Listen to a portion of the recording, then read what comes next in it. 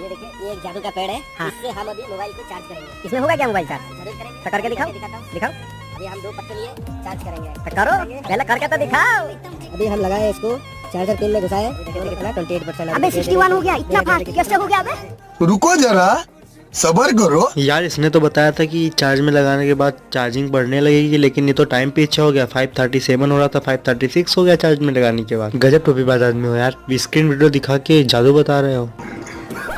भारी मिस्टेक हो गया सर, एकदम बलंडर